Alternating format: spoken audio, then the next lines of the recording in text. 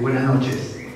Antes quiero agradecer a la magíster Betty Sáenz, quien cordialmente me hizo la invitación para estar esta noche con ustedes y compartir un poco la experiencia, y vamos a encontrarnos con lo que es la gestión pública, su responsabilidad, cuáles son sus ventajas, cuál es la problemática en cuanto uno hace gestión pública acá en el país. Si tienen alguna pregunta en el transcurso de la exposición, por favor lo hacen saber en el momento y se les puede contestar brevemente, no hay ningún problema. ¿De acuerdo? Bien.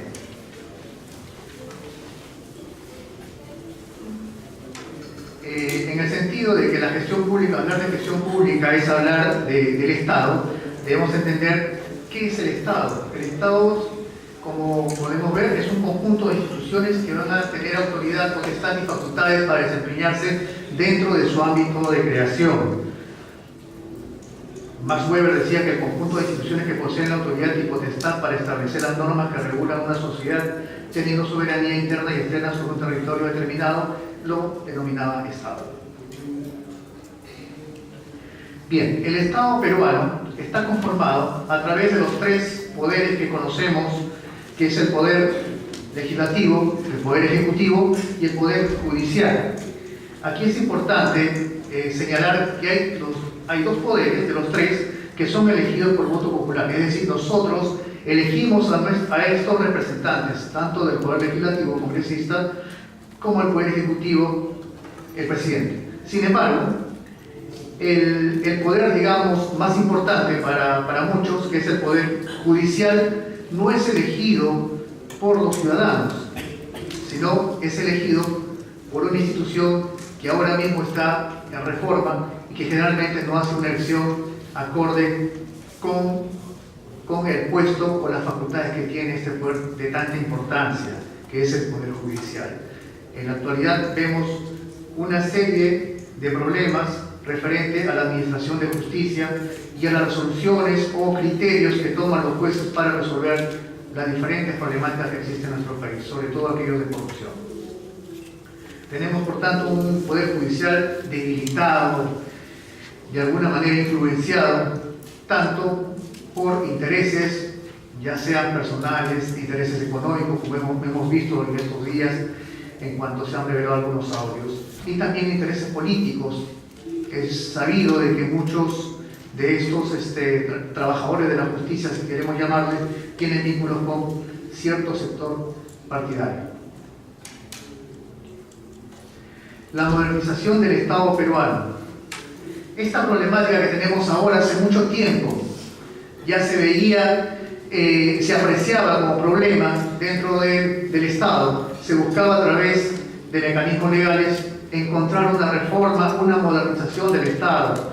Ya bajo la ley 27658 en el 2012 hablaba de una reforma del Estado, un tipo de modernización.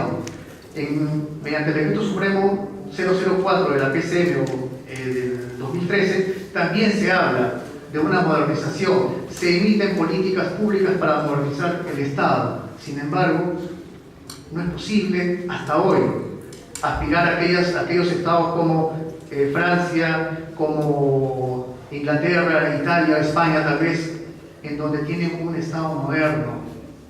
Aquí recuerdo mucho en algún momento que estaba en Italia, en Florencia. Me traje una experiencia realmente que me dejó marcado mucho. Estaba en un bus y de pronto vi un lapicero que parecía de buena marca en el centro del bus. Y como todos pensamos, no es de nadie, se le cayó y hay que recogerlo, y bueno, es tu día de suerte. Tuve la intención de hacer eso. En eso sube así como hay acá, también suben personas a ofrecer alguna ayuda, pedir alguna ayuda. También subió un mendigo pidiendo una ayuda a los que estábamos en el bus. Cuando vi que él llegaba al lapicero, dije, se lo va a llevar, qué suerte, ¿no? Y efectivamente lo levantó y lo agarró.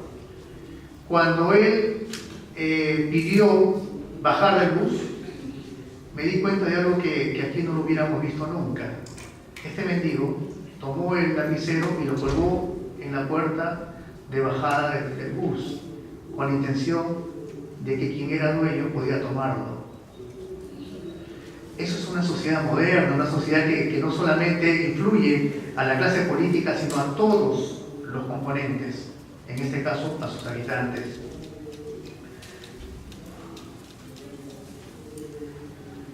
¿Qué es la gestión pública?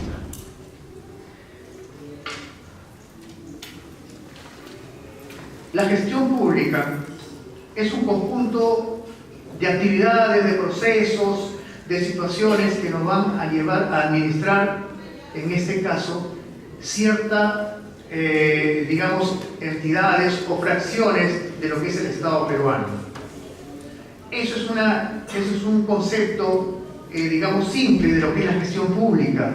La gestión pública te permite o te, digamos, lo que busca es tener la capacidad para gestionar, para poder administrar, para poder desarrollar políticas que te van a llevar al Estado en su conjunto.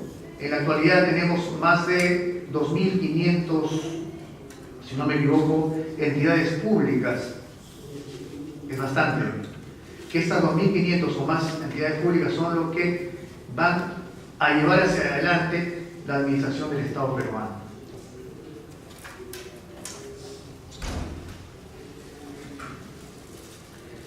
La gestión pública también nos exige una serie de situaciones, ¿cómo les puedo decir?, de capacidades para poder administrar una gestión pública. Recuerdo cuando trabajaba en una entidad, en un ministerio, veía que la directora tenía una serie de expedientes en su escritorio, y yo le preguntaba, ¿por qué tienes tantos expedientes? Es que lo tengo que analizar, me decía. Pero ya pasó más de 30 días y tienes expedientes de hace que podemos resolverlos. Entonces yo le di una sugerencia. En la gestión pública o en la administración pública tenemos que ser pragmáticos. Yo le decía que la secretaria o la asistenta divida los expedientes y aquellos que tienen una afectación presupuestal, por ejemplo, o disposición de dinero, por ejemplo, o resoluciones, por ejemplo, que te van a determinar o dar facultades, eso que lo tengan en un grupo distinto a los demás que son de mero trámite. La gestión pública no puede detenerse. Existen normas que buscan agilizar estos procedimientos o estos procesos. Entonces me dijo, tienes razón. Pasó el tiempo y encontré otra situación que me pareció realmente censurable. Yo estaba elaborando un informe de un expediente sensible y de pronto le digo a un compañero que también era asesor y le digo, necesito que me prestes tu código para poder analizar un tema. Me acerco a su carpeta y veo que estaba haciendo el mismo expediente que yo estaba haciendo en ese momento. Me fui a la directora y le digo, ¿cómo es posible que tú el mismo expediente le des a 2 o 3 profesionales? Estamos haciendo una mala distribución del recurso. No podemos hacer eso. ¿Cuál era el principio de ella? Le entrego a los 2, el mejor producto que me entregue, pues ese le voy a presentar. Lo cual no se puede hacer. Lo que le recomendé es que nos juntáramos en un directorio, los profesionales que conocíamos el tema, nos daban las pautas y elaboramos uno solo. Con eso nos ahorramos no solamente tiempo, recursos humanos, sino tal vez elaboraríamos un informe mucho mejor. Entonces son estas circunstancias que nos ofrece la gestión pública. Ahora hablamos sobre la calidad de la gestión pública, que está vinculado a lo que les acabo de decir. En la gestión pública, lo que se debe buscar, o en la calidad de la gestión pública, lo que se debe buscar es una atención rápida a las problemáticas que se presentan día a día. Ustedes han escuchado hablar de la burocracia, ¿no? La burocracia. ¿Qué entendemos por burocracia? Es aquel procedimiento lento, trámites recurrentes que nunca se van a resolver. Existe una ley que se llama la Ley de Simplificación Administrativa, en el cual, ¿qué te busca? Exonerar, excluir procesos. Si yo tengo un documento que presentar, lo presento a mesa de partes, el de mesa de partes lo presenta al jefe de mesa de partes, El jefe de mesa de parte lo devuelve al encargado de mesa de parte para que lo distribuya. El que lo distribuye lo va a presentar al de mesa de partes del área que le corresponde. El de mesa de parte lo presenta al jefe de mesa de parte. ¿Cuántos procesos están en ese espacio? Y mientras tanto, el administrado tiene que esperar. El administrado, entiéndase, el interesado. Eso no puede ser en estos tiempos, en donde la tecnología y los tiempos nos exigen de manera rápida los resultados que el cual buscamos. Entonces, en la calidad de gestión pública lo que se debe buscar es economizar estos procesos. La ley de simplificación administrativa ha tenido en algunos sectores mucho éxito, como por ejemplo en el tema de migraciones, que hace un par de años exoneró cerca de 100 procesos. Recuerdan ustedes, antes para poder sacar un pasaporte teníamos que sacar una cita de mucho tiempo, o íbamos a migraciones y encontrábamos unas colas enormes. Ahora ya no. Ahora uno saca su cita por internet y el día que te fijan por internet el día y la hora en la cual te van a atender.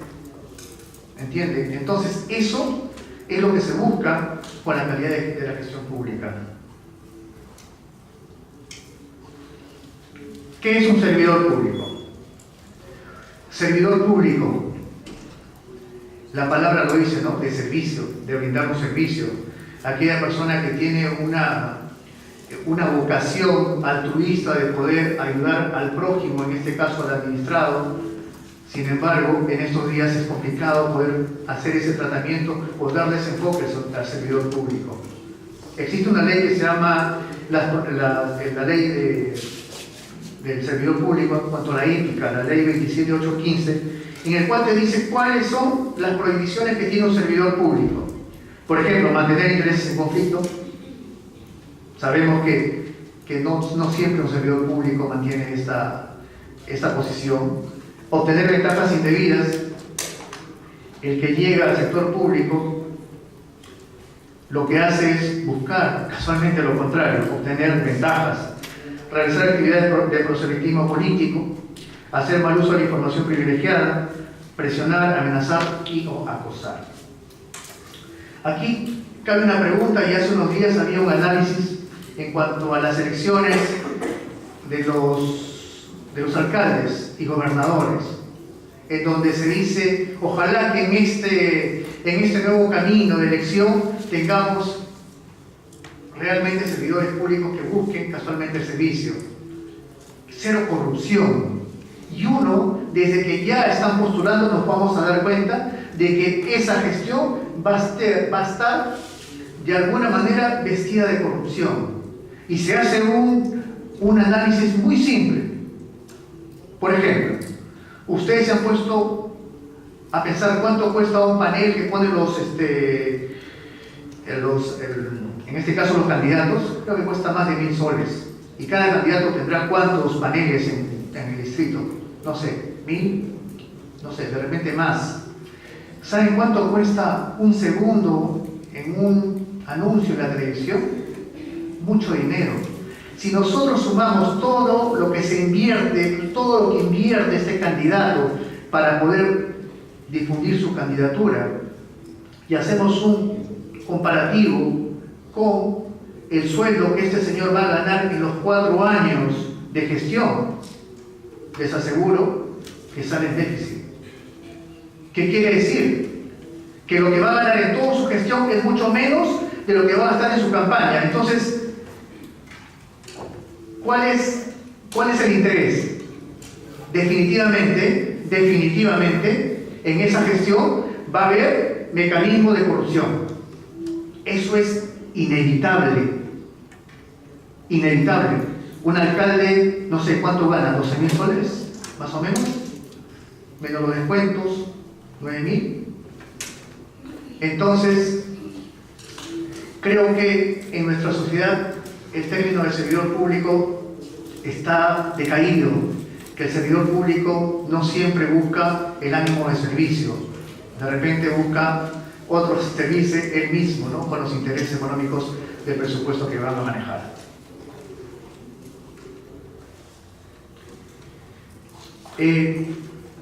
hablaba un poco de la introducción a lo que es gestión pública y lo que es el servidor público, porque quiero entrar ahora a un espacio donde es la realidad de la gestión pública.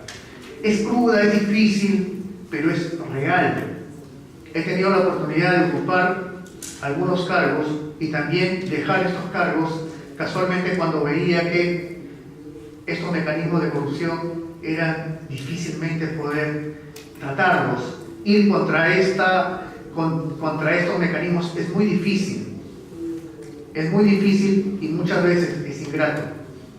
Porque tan solo por ser servidor público o tener un cargo, estás involucrado en problemas, sí, difíciles. Entonces, vamos a conocer un poco este ambiente, lo que es la problemática de la gestión pública.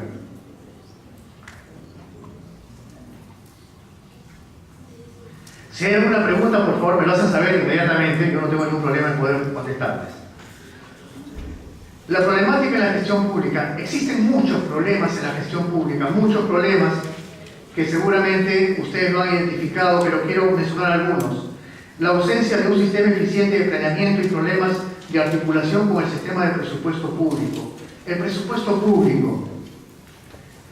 Entendamos por el presupuesto público es aquel dinero que se entrega a las diversas entidades a través de sus representantes legales para poder distribuirlos en sus necesidades.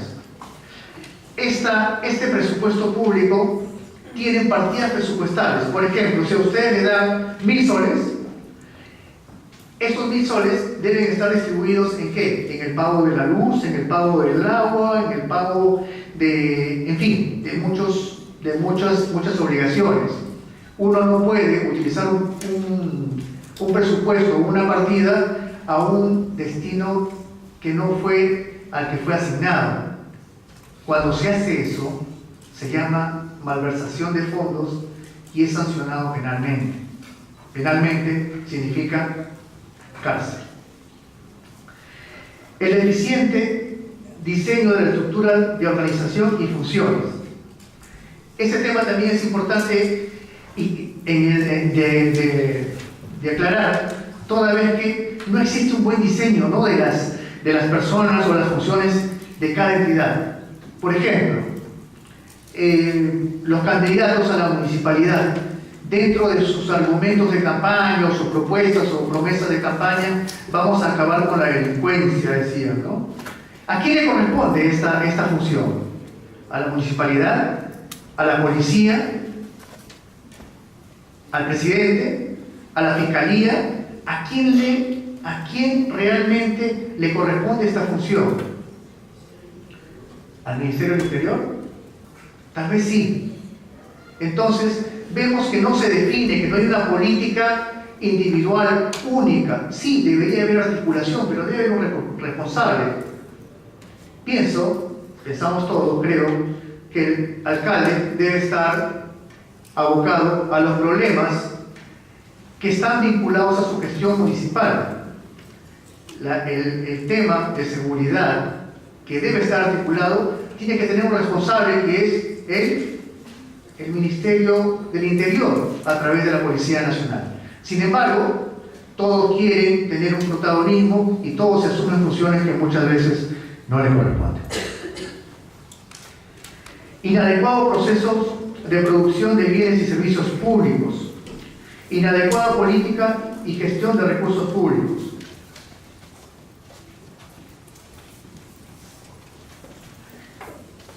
Inadecuada política y gestión de recursos humanos. Ahora vamos a hablar, ¿cuántas personas aquí son de la Secretaría de Recursos Humanos? ¿Pueden levantar la mano? No hay de recursos humanos. Uno. Bueno, ahora vamos a ver un poquito. Infraestructura, equipamiento y gestión logística insuficiente. El tema logístico es un tema de donde casualmente van a ser todos estos problemas de corrupción que ahora les voy a señalar. Aquí. Inadecuada política y gestión de recursos humanos. Existen una serie de regímenes laborales en el Estado peruano. tienen un marco legal distinto, además tienen un tratamiento remunerativo distinto, y lo cual deja insatisfecho a aquellos servidores públicos que tienen diferentes regímenes laborales. Y les cuento una anécdota. Siendo director de Recursos Humanos en el Ministerio de la Producción, manejaba el régimen laboral 728 y el régimen laboral CAS y aquellos que se denominan terceros, que son contratos por locación de servicios. Un trabajador que hacía la misma función, pongámosle un ejemplo, secretaria, que era un contrato laboral CAS o un contrato un contrato laboral CAS, podía percibir 5.000 soles. La misma función, el mismo cargo, con un régimen 728, ganaba 900 soles. Entonces nos encontrábamos con un conflicto muy grande, porque teníamos a dos personas realizando la misma labor, y muchas veces tenía más carga la persona que era de 728, y sin embargo su remuneración era inferior. ¿Qué se puede hacer?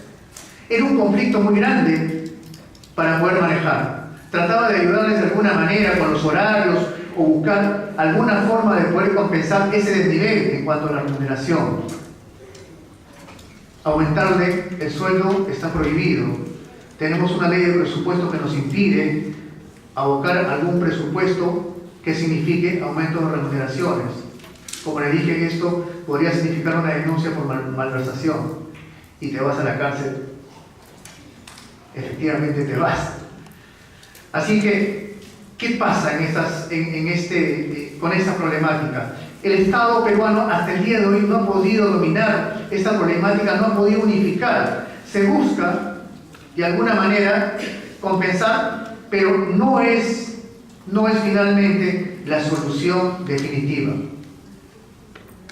Así como estos dos casos que le he dado, hay otros más. Hay regímenes mayores a estos. ¿Saben cuántos creen? ¿Cuántos regímenes creen que hay en el Estado? ¿2, 3, 4, 5? De repente más. Ahora la vamos a ver. Entonces, esta problemática es una problemática bastante sensible en el Estado peruano. Es como que ustedes entren al aula y cada uno tenga una regla de juego distinto.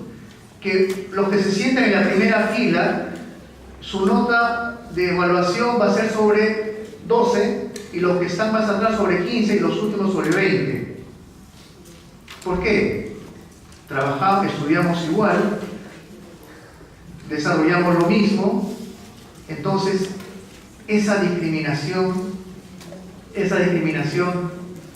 es un problema muy grande en el Estado, que mientras no se pueda solucionar, vamos a seguir viendo una serie de huelgas que todo el tiempo lo hay y lo van a ver seguramente por muchos años, porque este es un problema que no se puede solucionar, porque ya habiendo una norma que buscaba solucionar este problema, hay muchas entidades públicas que ya se exoneraron de esta norma. Es como decir, entrar al aula y decirle, muy bien señores, ¿saben qué? A partir de la fecha todos vamos a tener la misma norma. Y los de la última fila dicen, ¿sabe qué, profesor? Yo quiero que nosotros nos exonere de esa disposición y queremos tener siempre nuestro 20. Ok, perfecto. Exonerados están. Entonces, nunca vamos a llegar a una solución, porque hay un trato diferenciado entre los trabajadores, en este caso, en el ejemplo, los estudiantes. Ahora, ha salido una norma que va a ser efectiva a partir del 1 de enero, en el cual busca la no discriminación y el tratamiento igualitario en cuanto a género. ¿Qué quiere decir esto? Que si un ingeniero ocupa un cargo y el mismo cargo lo ocupa un mismo profesional de género femenino, no puede ganar menos. No puede ganar menos porque sea mujer. Esta ley lo que busca es ese equilibrio, esa igualdad. Pero no soluciona el problema que les acabo de decir. No lo soluciona. Es un tema distinto.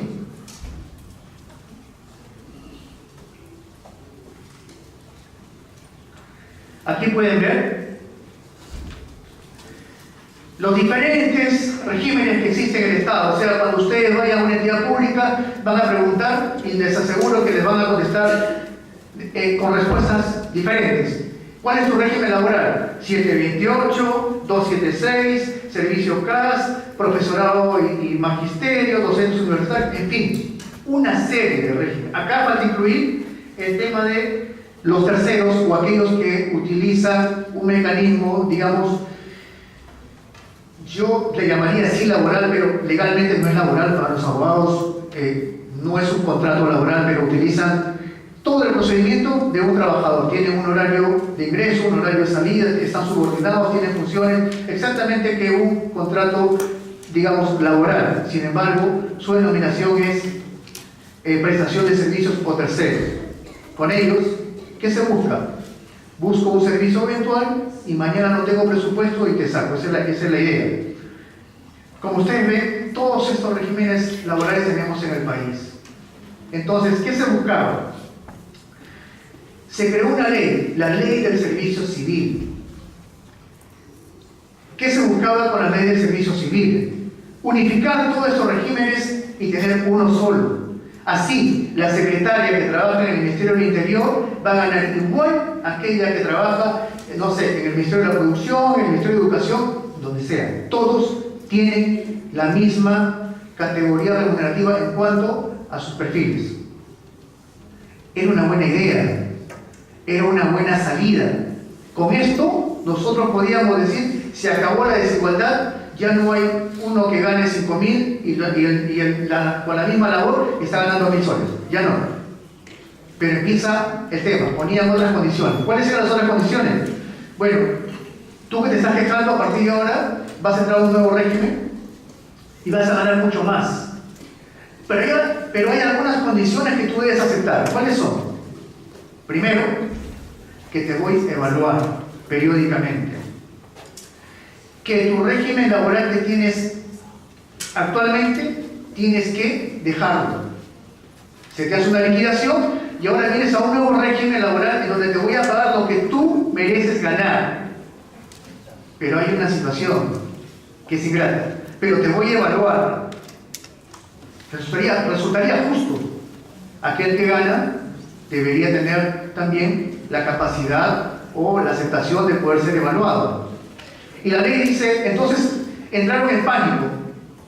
El Poder Judicial, por ejemplo, dijeron, no, yo no quiero esta ley, ya estoy bien. Les hablaba hace un ratito de que había personas o entidades que se exoneraban de esta ley. Y se exoneraron.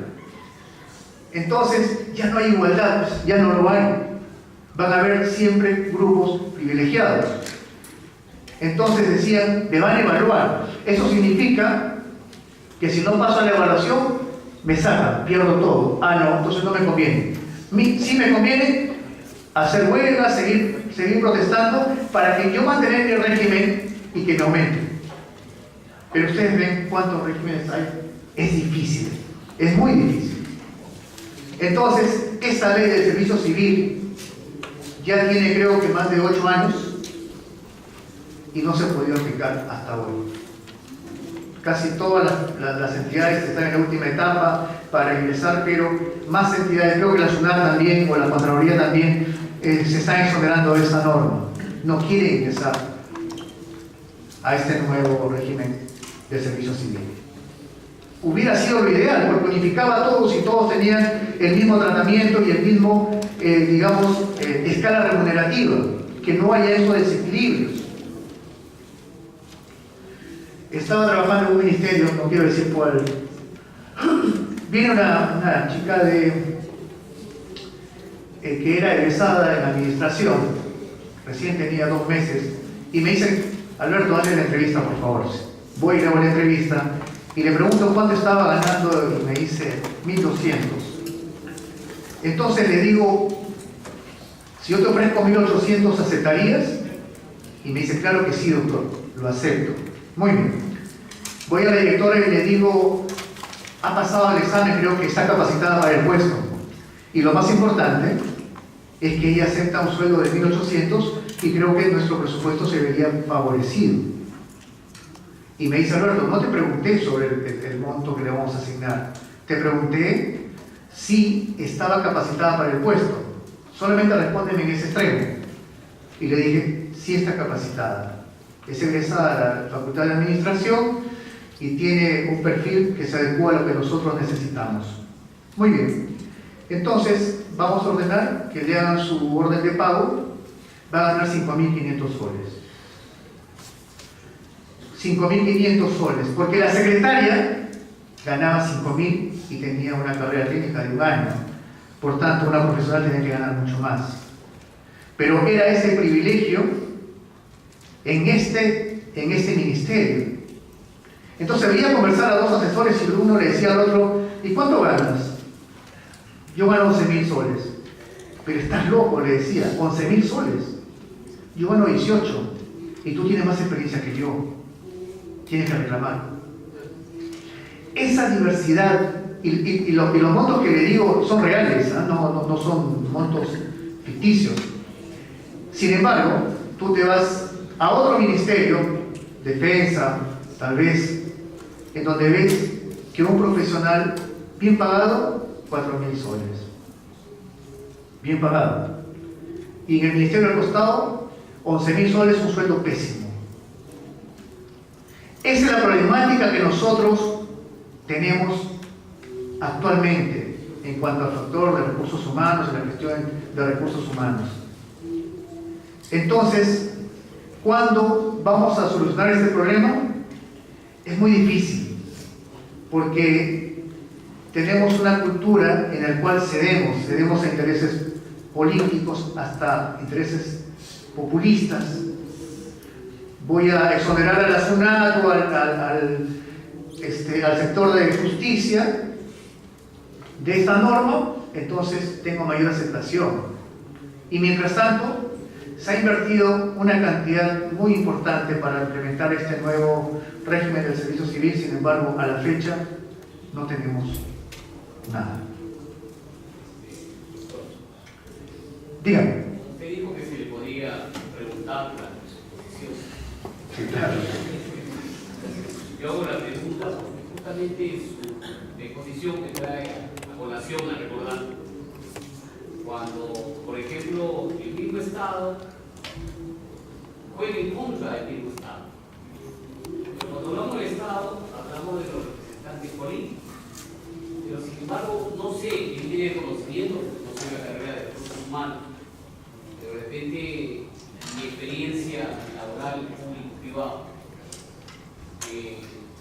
he sido consultor de servicio como consultor de institución.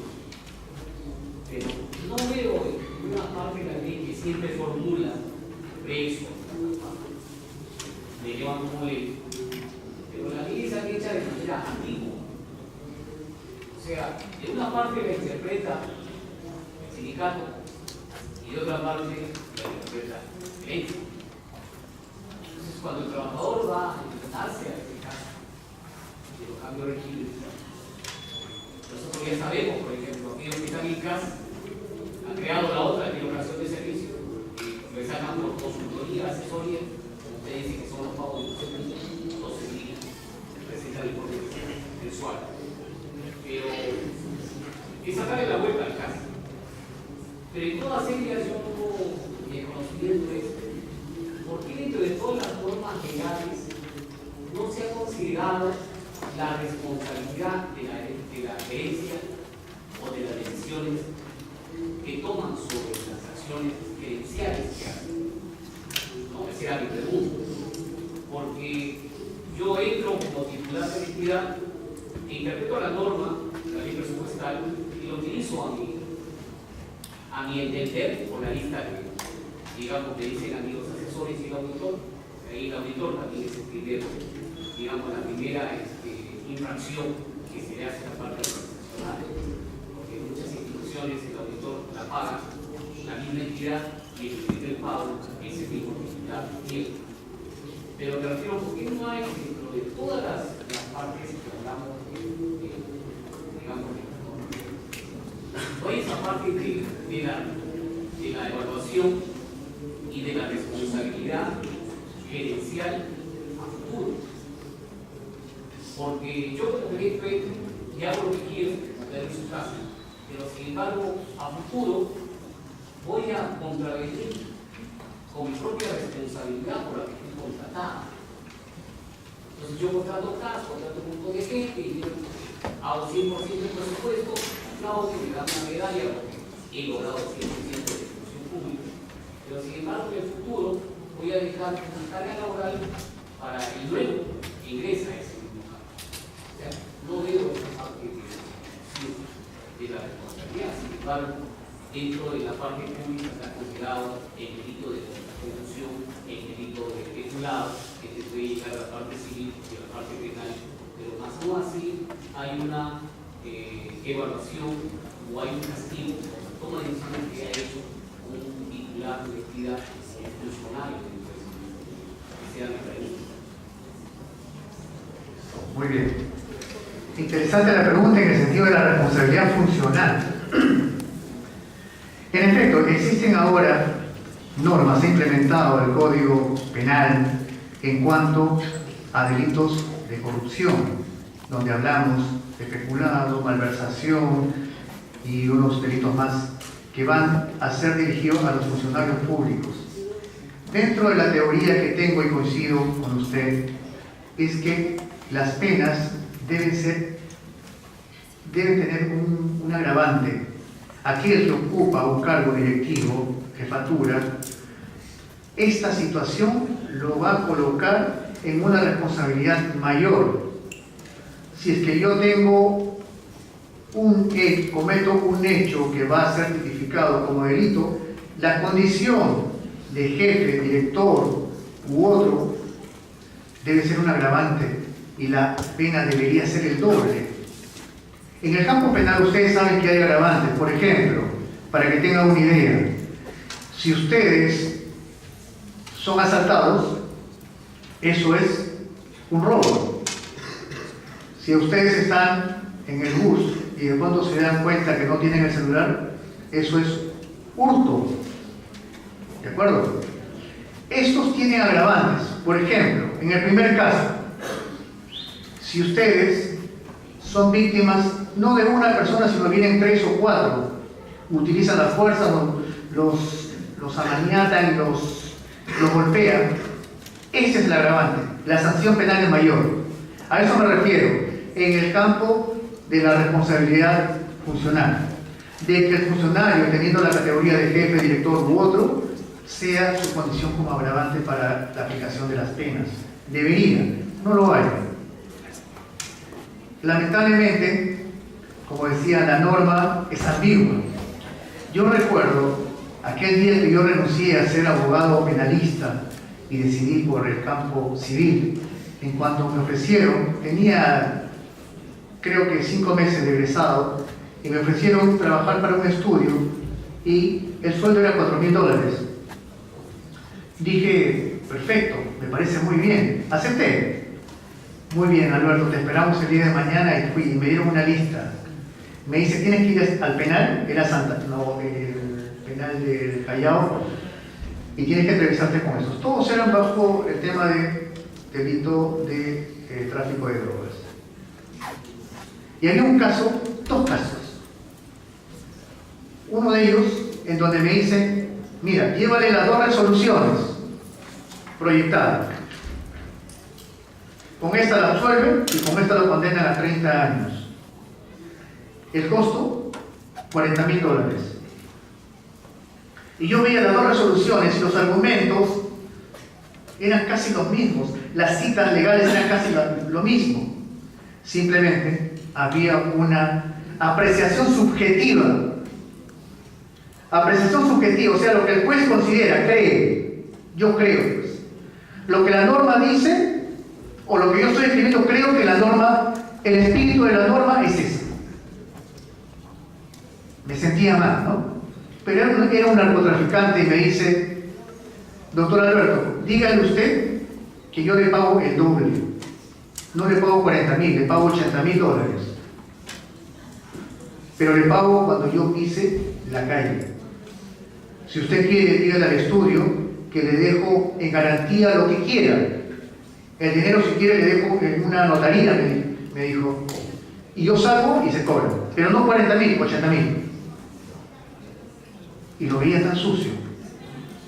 Pero lo más anecdótico viene después. Cuando veo que viene otro señor, había un caso en donde me dice, el siguiente, el último, me dice, Alberto, por si acaso, este señor ya se habló con el juez y va a salir libre, pero tiene que dar lo que yo ya he quedado con él.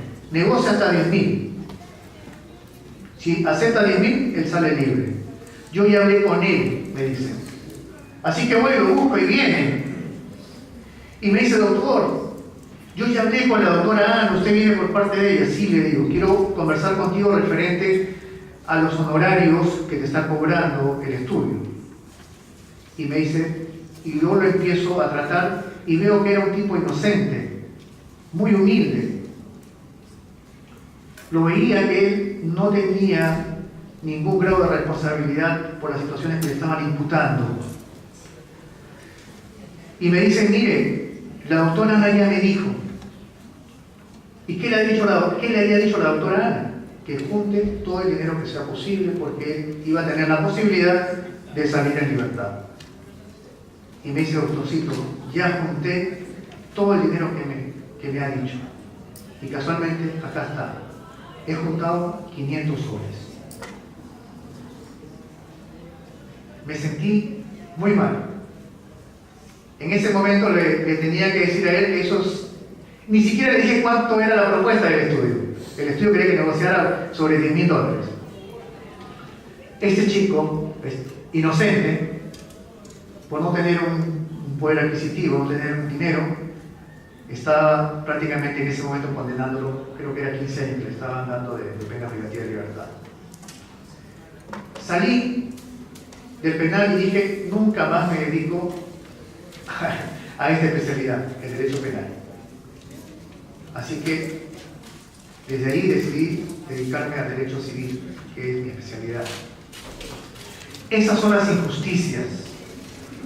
Mientras hay otros que se aprovechan, que estafan, sin embargo, la norma no piensa, ¿no? Por ejemplo, estafa. Un estafador que estafó por 200 soles se va 10 años. Y el que estafó por 50 millones, ¿cuánto debe irse? ¿Saben cuánto? Exactamente lo mismo. ¿Por qué? Existen en otras legislaciones, en otros países donde se va a cuantificar el daño para poder aplicar la sanción. Aquí no. En otros países se suman las penas.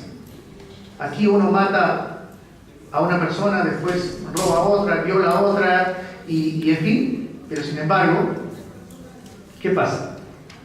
Se aplica la pena mayor. Estamos en esa reforma de acumular las penas. Por eso ustedes han visto, es condenado el monstruo de Nueva York a 580 años de prisión. Ahí no hay violación de derechos humanos ni nada, y ¿saben por qué, no? Porque Estados Unidos no está sometido a lo que nosotros sí, a una corte que muchas veces es ingrata, que muchas veces es injusta, que muchas veces su percepción es distinta. Entonces, el tema de responsabilidad en cuanto a ser directores o jefes debería de haber una modificación en cuanto a los agravantes para aplicar la pena.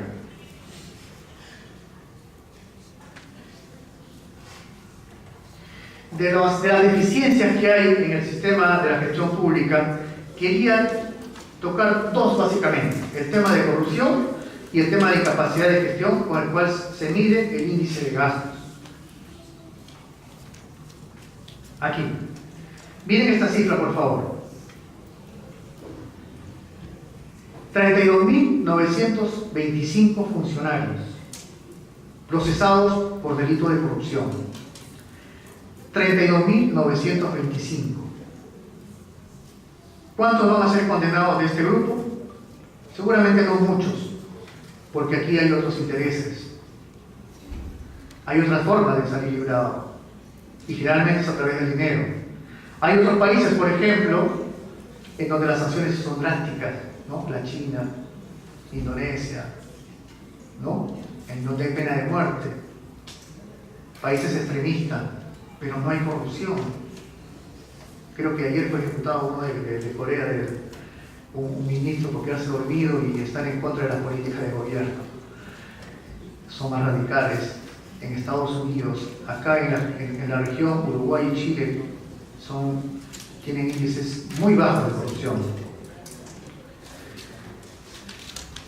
Esto equivale, inclusive, tienen mayor incidencia que los actos comunes.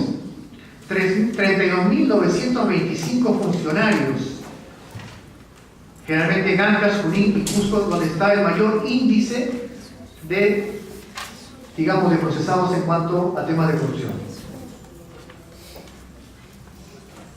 Magnitud de la corrupción. Según la Contraloría, el Perú pierde unos 3.000 millones de dólares al año. 3.000 millones de dólares al año por tema de corrupción. Cuando hay tantas necesidades en el país, sin embargo, hay una fuga de dinero en temas de corrupción.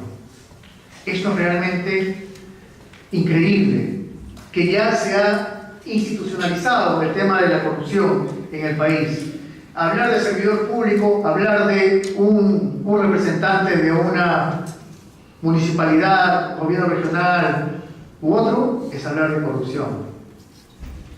Y creo que tiene razón. Más de 32.000 que están procesados.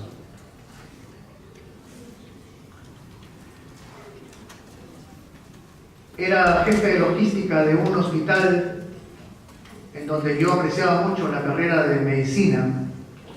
Cuando yo llego al puesto, tenía 14 millones de deuda. Estaba en rojo. Recibí un presupuesto mensual de 4 millones más o menos. Necesitaba yo gastar 0 en 4 meses para poder pagar la deuda que tenía. Apliqué políticas de austeridad. Tenía cerca de 200 expedientes de compras y separé lo que era necesario y lo que consideraba que no. Me gané un pleito enorme con el sindicato de los médicos, en donde jamás pensé que podría haber intereses. Por ejemplo, me piden que compre mandiles descartables y yo miro el pedido y chequeo en el stock del almacén y había cerca de 3.000 mandiles desechables para operar que usan los médicos. Entonces me llama un médico y me dice: Alberto, voy a operar esta tarde. No me han entregado los mandiles desechables. Y le digo: he autorizado que te entreguen lo que has pedido. Y me dice: yo no he pedido eso. Yo he pedido un mandil descartable que tiene liga en la parte de la muñeca. Y le digo: pero tengo mandiles ahí que puedes fácilmente usar. Y me dice: no, yo he pedido los mandiles con liga en la muñeca. ¿Qué es lo que buscaba? Que yo haga una compra a un proveedor determinado. ¿Para qué? Para que pueda obtener un beneficio. Ustedes van a ver muchas veces que son invitados a conferencias internacionales y tanta cosa que ahora se lo voy a comentar un ejemplo. Y me dice: muy bien, Alberto, ¿sabes qué? Como no me has dado los mandiles, esta tarde no voy a operar. Tuve que sacar 50 soles de mi bolsillo y decirle a mi secretaria que compre un mandil que él quería de la farmacia. Porque no podía entrar en contradicción en ese momento con él porque había una vía de por medio. Después se arreglé a través de un informe, claro. Luego, viene mi secretaria y me dice: doctor, están los proveedores afuera que quieren hablar con usted. Le voy a cerrar la puerta porque no quiero que lo moleste. Y le digo: no, las puertas van a estar abiertas siempre. Que pasen los proveedores. Pasa uno y me dice: doctor, Él pensaba que yo era médico porque me decía: doctor, usted tiene un expediente en el cual ya tiene presupuesto y ya está aprobado. Solo quiero que usted lo pueda entregar a administración para que siga su curso. Entonces yo miro y hago una práctica a ver qué resultado. Le digo: ¿y esto sale para un viaje? Y me contesta y me dice: ¿para dónde, doctor? Para España, quiero irme 10 días a una capacitación en España. Y voy a ir con mi esposa y mi hijo. Él sacó su calculadora, sacó cuentas y me dice: doctor, pero solamente le puedo dar $3.000 aparte de sus pasajes como viáticos. Perfecto.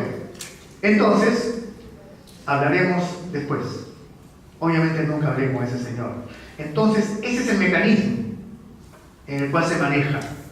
Mientras tanto, cuando yo todavía no ocupaba el cargo, la figura era endeudarse, recibir dádivas o estos viajes que son muy comunes, y tenían 14 millones. En el día de hoy, yo dejé el puesto ya hace más de 2 años, 3 años.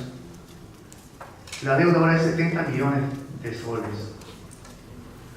Un día viene una señora y me dice: dependo de usted que mi hijo se salve. Era un niño de 8 meses que tenía síndrome de Down y necesitaba instalarle una válvula en el cerebro. Y la llamo al médico y le digo: la señora ha venido, me dice que depende de mí. Le digo: sí, Alberto, necesito operarlo. La próxima semana ya tengo sala y necesito que me adquieras esa válvula. ¿Cuánto cuesta? 30.000 soles. Lo voy a adquirir. ¿Dónde lo venden? En tal empresa. Perfecto.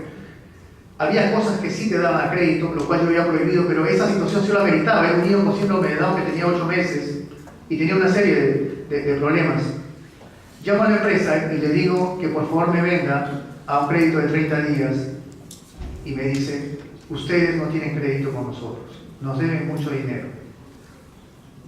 Llamo al médico y le digo: no puedo comprar esa válvula. ¿Dónde más lo puedo comprar? En el país no hay otro lado. Lo más cercano, Chile. Ok, dame el nombre de la empresa. Me comuniqué con Chile para que me ofrezcan esa válvula y me dijeron: sí, lo tenemos en esto y se lo podemos ofrecer, remitir. ¿En qué tiempo está? Un promedio de 30 días. Yo me sentía contento y le llamo al médico y le digo: en 30 días está la válvula, ese niño se va a salvar. Y me dice: Alberto, ese niño se pone en 2 semanas. Separé la sala para la próxima semana porque tenía la esperanza de que llegue a esa fecha e instalarle la válvula. Definitivamente ya no va más, ese niño se muere. Entonces me sentí tan mal que dije: qué difícil y a la vez qué tan ingrato el tema de la gestión pública, cómo hacer bien el trabajo, cómo acostumbrarse a estos temas de corrupción hace crear deudas que no te permiten comprar cosas de importancia y que te puedan salvar una vida.